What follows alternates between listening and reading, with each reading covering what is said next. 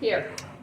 Oh, wait a minute. We got I someone used to my mark their sticker. page? That's not fair. That is. How is that not fair? No, because the whole idea is to actually be familiar with the material so that you can look at it and say, oh, yeah, this we learned already, this we didn't. Oh. That's. Okay, that did it. That would be a lot. Yeah. Past college. All right. I think I missed a week. You missed a week. He missed a week. I missed a week. You missed last week. Last right? week And we then I didn't missed have. the week before because of the So bar how are we mitzvah. supposed to miss? Yeah. How are we supposed to remember 2 weeks ago? Was it 2 weeks ago? Yeah. So can you just All I'm recap? asking is that you take a look Nice. at your book and see what looks familiar. And if Yeah. it doesn't look familiar, I was gonna say. go yeah, back a little bit. Last. Or maybe go ahead a little bit. Last Sunday, I literally had nothing on my schedule. It's the first time that's happened since. I know, you were very excited summer. about that. Absolutely. Yeah, but there's like nothing written in there. Nothing. Could have had All Kevin right. had a party in the morning. No, I literally just had a did bar mitzvah party all of the yesterday. things. All right, the so- reason why this house is so clean is because all the like random piles of stuff that I had to take care of, You other than my something giveaway in your house? stuff. The Like, stuff about the You did something in your lowering, house? I don't remember. Can you give a small recap? Because All right. to. Okay, so we are in chapter I did turn the heat 5. on. No, I just Okay. tried some of this. Five? Five. Okay. Four. Section 4, chapter 5. I smell like pumpkin. Yeah. Like the Vanilla. So 304. Pumpkin. Yeah. Page 304. 303. 303. That's what I had at it. God therefore prepared a remedy for this. Yes. And that is why I was excited about my All right, so let's recap a little day bit over that here. didn't have anything. That's So- my schedule usually. We finished talking about Shema and the brachos of Shema. We talked about how the whole concept of Shema is extremely central to the level of the world. And as we accept Hashem's kingship, which is a recognition of that Hashem is everything, nothing exists other than Hashem, and accepting that with full faith and belief, that was able to raise the level of the world at large. And that is one of the ideas of Shema. Now, we then talked about the Birchas Kriya Shema and the other parshias of Shema, the Brachos of Shema, talking about the world and how the world connects with Hashem, and talking about the angels and their roles in all of this. And then we talked about the difference between the Shachris and Ma'ariv brachos of Shema, that at Ma'ariv's slightly different system because it's the kind of the completion of what was done during the day and all the different cycles and all that. So that's what we discussed as far as Shema and its brachos are concerned. Then we went into the idea of Shemona Esrei, what's called Tefillah, davening, specifically Shemona Esrei. So that is the beginning of chapter 5. So what we said was that people are put into a world which is very physical. And being in the physical world, we are, we don't have a choice, but we are required to involve ourselves in the physical world. We don't have an option not to. We need to eat, we need to sleep, we need to have shelter, etc. All these things are necessities that Hashem's design of the world necessitates. So it's not like we can just live a life without any physicality. That's not an option. So by putting us into this world, Hashem has given us the challenge of not losing focus. He's given us the challenge of living life being spiritually focused, even though we also have to have some degree of physical focus. So he mentioned a couple of points. One was that as we come closer to Hashem, we can actually draw down more of that positive shefa. The good shefa that comes is, the blessing that we experience in life, and that comes through our connection with Hashem. And Hashem always wants to give this good shefa to the world, and he therefore gave us this opportunity to connect with him to bring down that shefa. And that he is in that he is referring to the mitzvah to daven that we have to connect with Hashem, and through that to bring that shefa into the world. Okay, so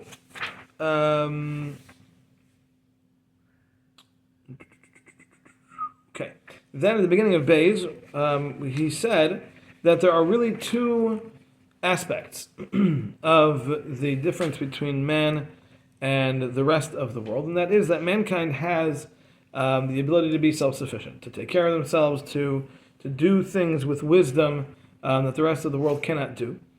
And this is based on two roots. One is the value of man, that mankind is the focus of creation, the purpose of creation, and mankind is therefore qualitatively different than the rest of creation. And by the way, that includes spiritual creations as well, such as angels. They're not the purpose of the world, we are. And the second is that our job here in this world is to raise the world up.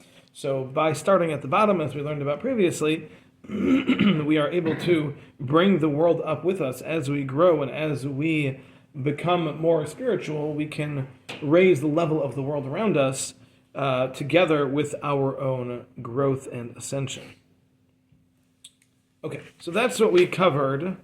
Okay, then I'm sorry, one more thing before we finish what we covered last time.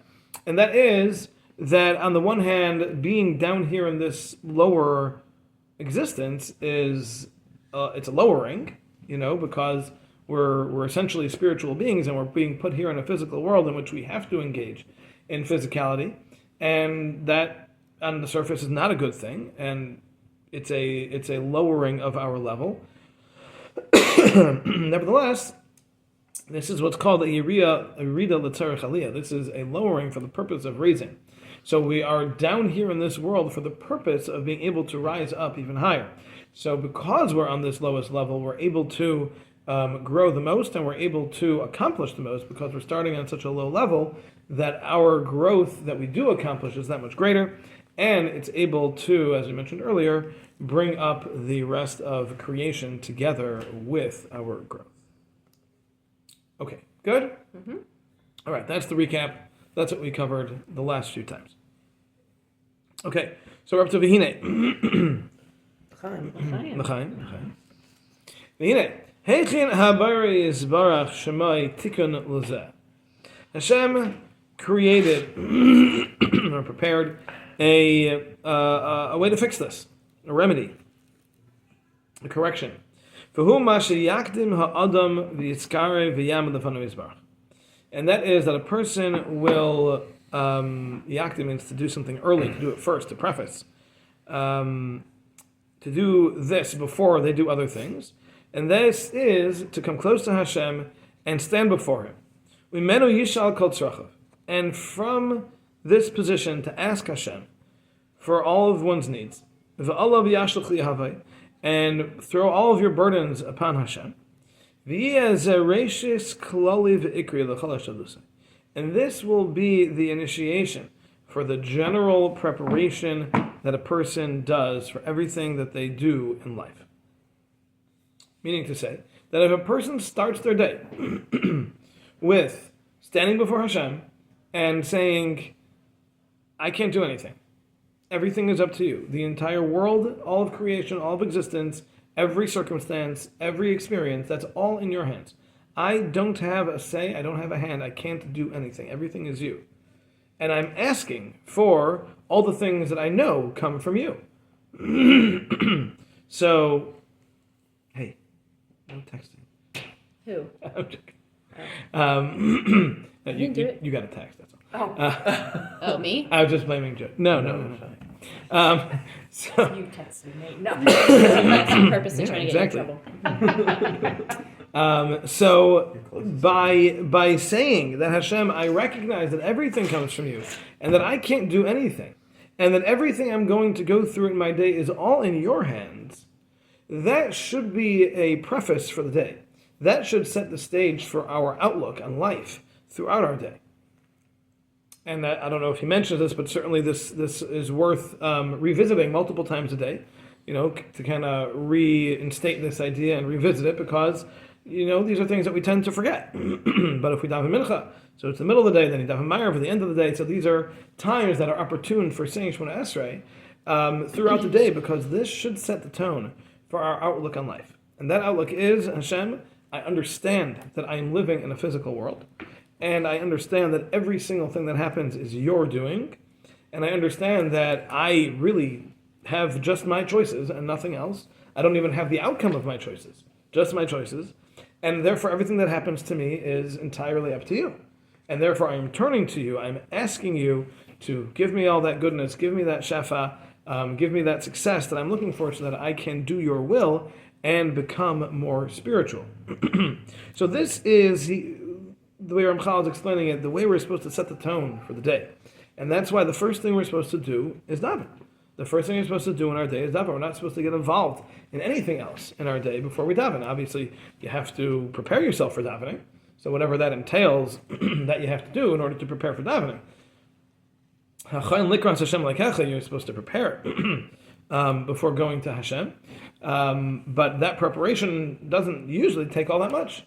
You got to get dressed, you got to go to the bathroom, you might need to take a shower, but you got to get yourself to shul, wherever it is that you're doing it, whatever it is, you have to get yourself ready. But beyond that, you really shouldn't be doing anything before davening, because as he's explaining here, this is to set the tone for the day.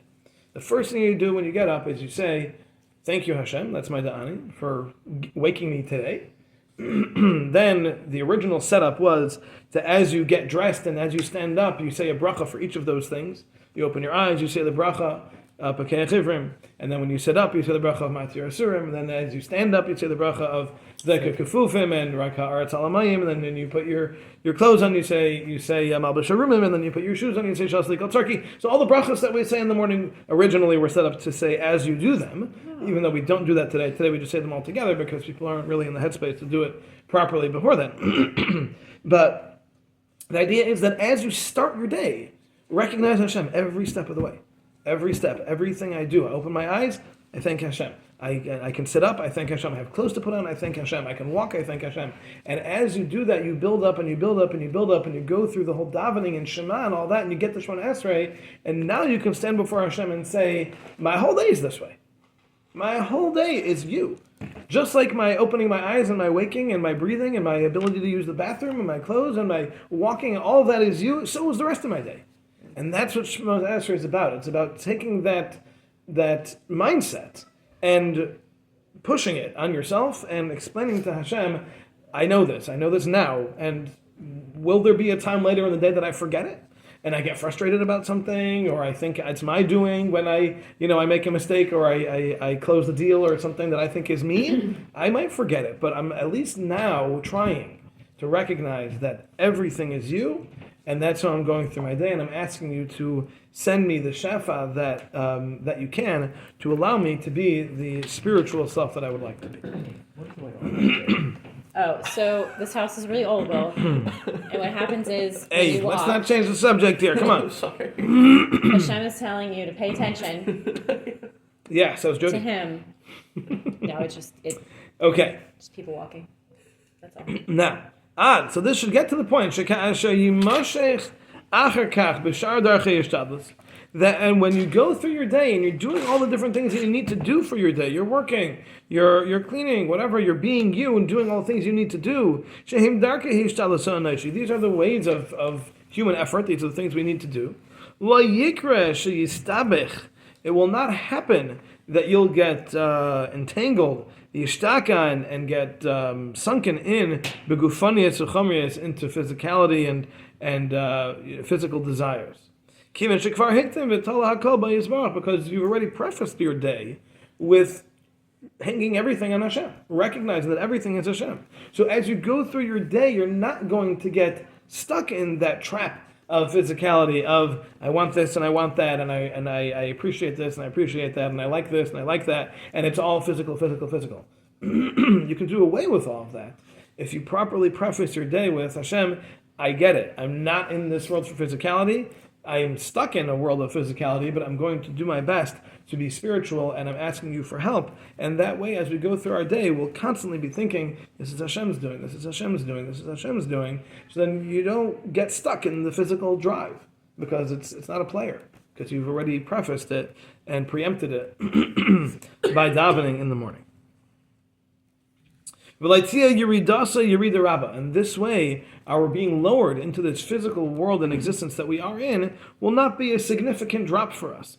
Elatisamech al yedei atikun hazeh shekadam la. Rather, it will be supported, meaning it'll be limited by this introduction that we have given to our day.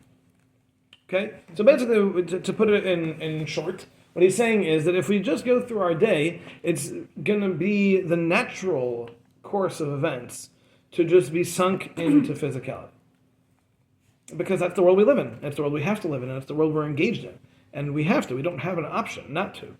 But if we preface our day with davening and we recognize in that davening Hashem's greatness and Hashem's, that everything that is in the world is Hashem, then we're kind of protecting ourselves throughout the day. And we're not allowing ourselves to become marred in this trap of physical desire. So it's not necessarily going to change the course of the day. It'll change our interpretation or our reaction to Should change our the outlook. Yeah. Yeah. Like there's a lot of parallels here to the idea of like gratitude, right? So just in general, right? Gratitude This is is a very much very connected to like this. Yes. very common thing for people who don't or aren't into this.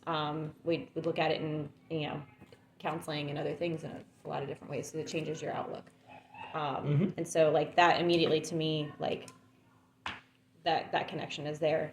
But I wonder if it doesn't have any effect on the day itself. Like the day's still going to happen, how it's going to happen. Well, not necessarily. And I'll tell you that in two ways. The day will not necessarily happen the way it's going to happen because two things. Number one, from Hashem's perspective, as we said earlier, when a person properly engages in davening, that can bring down shefa. Mm-hmm. So things that are good things might actually be very much related to this. Mm-hmm. And they're going to come because of our davening. Mm-hmm. That's number one.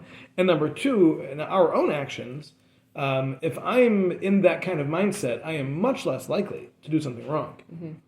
Because if my mindset is, thank you Hashem for all this, mm-hmm. and then I see a cheeseburger, I'm not going to eat it. Right? Because I'm thanking Hashem for my day, and at the same time, I'm not going to eat the cheeseburger, right? I'm going to be in a different headspace, and therefore I will be much more hesitant to do anything wrong. Mm-hmm. So in both senses, both from Hashem's perspective and from our perspective, the davening very much impacts our can impact our day. Yeah, it doesn't have to. Can I also say something? Can I share something? Please. So I've been actually experimenting with trying to work on this also. It's not just doing something wrong, it's my reactions to things. Like a few days ago I was working on this and I missed a bus by a minute because the driver literally slammed the door in my face. And rather than being angry at the driver, my reaction was, okay, it wasn't meant to be. I'm not getting on this bus. And there was a difference in how I reacted to it. And so therefore that chain of events was different. Yeah, that too, absolutely. Yeah, Jody had mentioned that. She said it's the reactions that are going to change, and I said not only that, but also even the events that we experience in our day can change. Not just our reactions, but certainly the reactions. Yes, for sure. Okay. Yes. I was just thinking that also. I mean, in addition, I read an article once in the Derech Hashem, and it was about someone not coming to davening on time, but on a consistent basis, and somebody said something to them, and they said, well, my boss, blah, blah, blah. And it was about being at home. The joke was, he was joking around, but it was like, he stayed home in the mornings to help his wife, because they had a lot of children, and they were trying to get everyone ready for school, and all these things that, it's one thing to read this, and then it's another to like incorporate it into your world. So even with the outlook and everything, and you might not make a bad choice, but also like what you just said about the but. So like if someone's outlook was, or they were overwhelmed by everything and not hopefully using this to perform the regular everyday activities in like a more positive way and be stressed out, right? And if you can start to like bring it in, not just as reading it and it being a definition and everything, that it can really help you have a whole different day and a whole different life. And that like this article I read was this man started out his day with like being there for his family and having a good, warm, positive attitude, and that they got it all done together, and then he Coffee went on doesn't to davening and everything, and it's just Yeah, absolutely. it like Yeah, no, I feel it the same. starts to permeate. If It you becomes can. an emotion. Absolutely. And if you can Yeah. have that in you. Yeah, it's a way of life. No doubt about it. Absolutely a way of life. Yeah, Starbucks is the same thing. Starbucks is the same thing. No, I'm just kidding. It's not. Have a great day. No, Get I ready just, on all the cups over there. I just have a better day I got it. when I have Starbucks. I'm Jody, did you happy get to a hear have a that. great day on your cup? She didn't. She went to the wrong didn't. Starbucks, actually. I got one that said you It were just says- amazing or something. It just No, you but feel like- They wrote it on the ones that I'm recording. I think they just stole the idea from Chick-fil-A, but that's okay. We're gonna get off. All right, yeah, we can continue now. Is that allowed? Yeah, Okay. I guess so. Chick-fil-A is not Jewish, actually. Yeah. No. Okay, yeah. Do you not have a clock in here? Do I have a clock? It's Tell Google to turn on your 9:50. clock. Here. 54. Okay. No, we don't. We're like keep track of Vegas the in time. here. We don't. Hey Google, what time is it? 54, yeah. Thank you. Okay, 4:54. Okay, Picture perfect. of Thank Disney 50th anniversary. you. Oh, Disney. Really cool. Never mind. I thought it was That's 51. good. It was. Okay, so- that picture's like 10 years old. Oh. I was gonna say. I just really Vihine. like it. It's really pretty. Vihine. This has, oh, Chaim. do you guys want anything to drink, by the way? Water or something? I feel bad. Horrible host. I'm not used to this. Okay. Haya mechazda yizbarach. Now, it was part of Hashem's kindness. Loses la'adam makom, to give mankind a place. She is karv yizbarach, to come close to him. Af al pi shekefi matzavi ativi, even though, based on his natural state, nimtza rachak min ha'ar, the person might find themselves very far from the light. Umeshuka b'cheshech, and really in the darkness, significantly. V'hainu, and this is shenasan le'rishus, that Hashem gave mankind permission. Sheyamad lefanav, to stand before him. V'yikra b'shmai, and call Hashem by name. V'az yis'ala min hashiflos asher le'bechuka lefisha. And in that moment, a person is able to rise up from their low natural state and rise above it. V'yimatze mekairav lefanav, and the person will find themselves brought close to Hashem. Umashluchalav yahavai k'maysh zechanu, and then the person can cast all of their burdens upon Hashem. So what he's saying here is that the opportunity of davening is a fascinating thing. And this is specific to Shemona Esrei. And that is that a person who is living in a physical world, who is far from the light, who is marred in darkness, that person can say Hashem's name. Now, if you think about a king, or even a dignitary, or even a judge, okay, you go to court, you don't call the judge by their first name. Right? You can't do that, right? Mm-hmm. You walk into a classroom, you can't call the teacher by their first name. People do it all the time. They shouldn't. You're also I correct them. Oh, No, They no, no. shouldn't. They shouldn't be calling me by my first No, name. they though. shouldn't, right? But they do. It's Miss not Jody. I'm like, respectful. My name's not Miss Jody. It's not respectful, and that's not proper etiquette, right? Mm-hmm. And yet, we stand before Hashem, and we call Hashem by name, which is a fascinating concept, right? It doesn't make sense. Imagine if somebody walked up to the king and, "Hey, Louis," right? that would have just been another What's up? another head, right? Another head to add to the collection, right? I mean, you can't do that. And yet, when it comes to davening to Hashem, Baruch Ata Hashem, we say Hashem's name. Ata, we say you. You don't say you. We say you to Hashem. How does this work? So there's a fascinating power that tefillah has, and that's what Ramchal is telling us over here. He's saying that tefillah has the power that we can be in the lowest state, stuck in physicality, where all we're thinking about 99.9% of our day is our own physical things, our money, our health, our car, our house, our friends, our family, all the physical things. That's all we're thinking about. And yet, we can, in a moment, stand before Hashem, talk to Him face to face, have a one-on-one conversation, call Him by name, and with that, bring down Shefa into the world. It's fascinating. It's literally transporting us from the state that we're in to a completely different existence. And this can happen every single time we say Shemona Esrei. So this is the value of Shemona Esrei. It's taking us from being in this extremely low physical place and allowing us to rise above it, to be elevated, and leave this physicality and stand before Hashem and ask for our needs. You just say ask for onions. Ask for our Our needs. Oh. If onions are your needs, ask for onions, by They all are means. quintessential. They are part of everything. Everything that's not onion. Okay. Unless you're Kenzie. Huh? Unless you're Kenzie. She doesn't like onions. All right. Now there are one or two things from the Derech Hashem over here. The from the Rav Chaim Friedlander here that I actually mentioned. He mentions them in here, so I don't need to go find it in there. Hold on.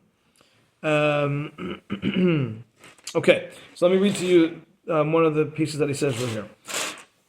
Prayer and one standing before Hashem set the tone for all of one's involvement in the world. For example, the Gemara Bracha states that a person should pray for a cure before performing a medicinal act.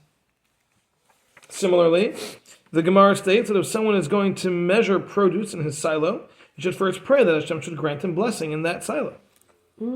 These prayers prevent the person's physical activities from dragging him downwards. Right? I know Yeshaya is very particular about this before he ever takes Tylenol. He says this little prayer.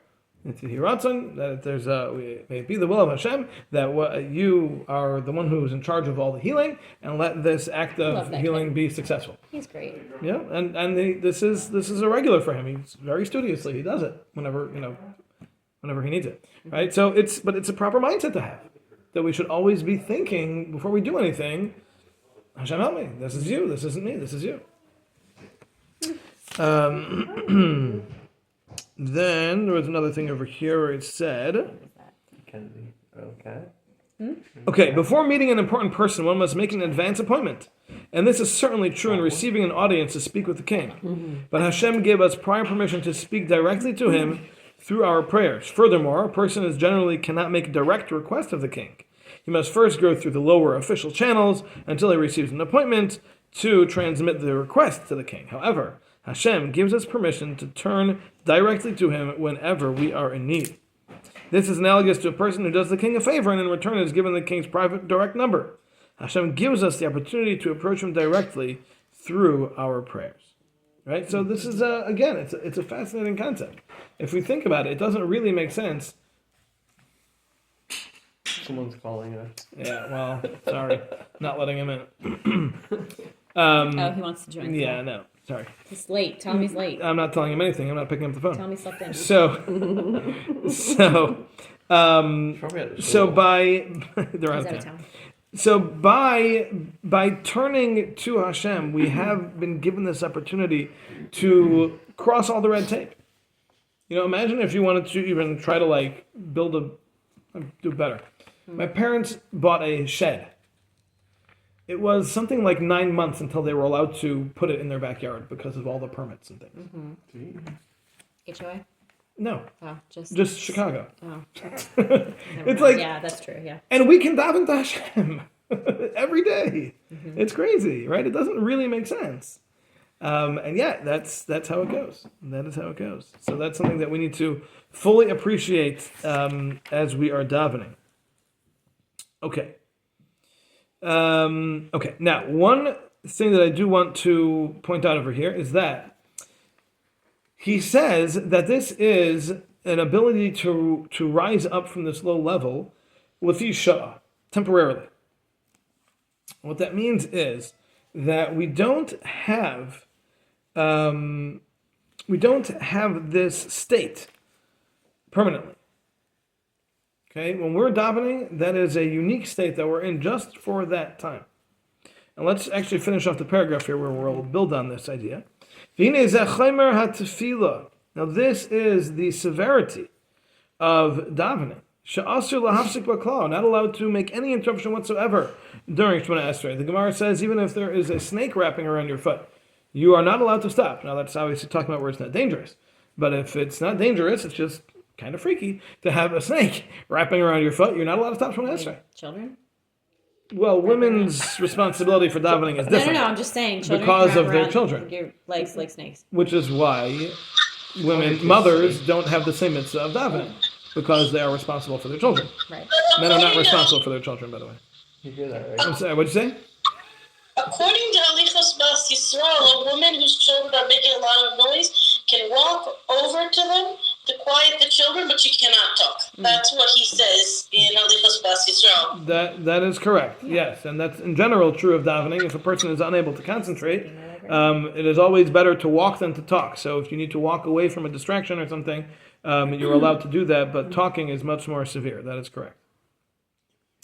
So, but this is the idea of the value of davening and why the rules of Shemona Esrei are so stringent. How we need to keep our feet together and how we need to stand and how we're not allowed to look anywhere other than our siddur or with our eyes closed and all the different rules that we can't gesture to anyone, we can't be focused on anything else. All of that is because we're having a face-to-face conversation with Hashem. You know, if you're having a meeting with the king and your phone rings, you ignore your phone, right? And if somebody walks in, you don't turn around and see who walked in. Right? Somebody walks by, you don't give them a wave. Right? You're talking to the king. Yeah, you don't do that. Because a person at that time is in a tremendously close proximity to Hashem. And that is also why we have like an exit at the end of Shemona Esrei, that we take 3 steps back after Shemona Esrei. And this is Shuv Ha'adam al Matzavi Atmidi. This is a person returning back to their regular state. As he is needed to be in, as it is needed for him to be in for the rest of his day. So what we're saying here is that this is a temporary experience. Shemona Esrei is a unique experience. We can do it 3 times every day, but it's a unique experience that we cannot experience any other time. And it is a state of being that we will not be in any other time. So this connection is something that we have to recognize as a tremendous gift from Hashem. It doesn't really make any sense that we should be able to do that. There are no channels in today's world or ever in the history of the world in which a person was able to just whenever they want go straight to the top and have a conversation. Even Queen Esther, the queen, right, who was chosen from everybody in the world, she walked in without permission and she would have gotten killed if not for Hashem saving her, right? But the queen herself, right? And nevertheless, that's the way the world works. So it's very critical. There's nothing good in there, don't worry. I'm totally fine. I'm totally fine. Kittens, but the problem is that they don't realize they're a little bigger now, yeah. So by having... She's like 19. By having this opportunity, we will hopefully use it to bring down the proper shefa and to have all of the right outlooks on life as we go through our day, because we've had this really unique and really unnatural experience with Hashem in this proximity of what we call Shemona Esrei. All right, good? Yeah, why is it 3 steps? Why is it 3 steps? Mm-hmm. There are a number of things given. They represent different things. Yeah. But part of it is related to, what was it, the steps that Nebuchadnezzar took or something? I don't remember. I have to look it up. Steps Nebuchadnezzar took. I had to look this up for teaching a class at Neve. The 3 steps Nebuchadnezzar took chasing the courier. Right. Yeah, that's I wish it was 4 because I don't like odd numbers. You don't like odd numbers. Well, there's 3 before and there's 3 back and 3 No, forward. I So understand. That's 6. You're I understand this. No, but it's like every other number. I know. all right. What's your address? Mine? Yeah. 106. Okay, just checking. All right. Even number. Good thing she lives on this side of the street. All right. I lived on that side of the street. Everybody. Well, there's 18 brachos. There's 19. There's 19 brachos now. All right. Have a wonderful day, everybody. Thank you. All All right, so we are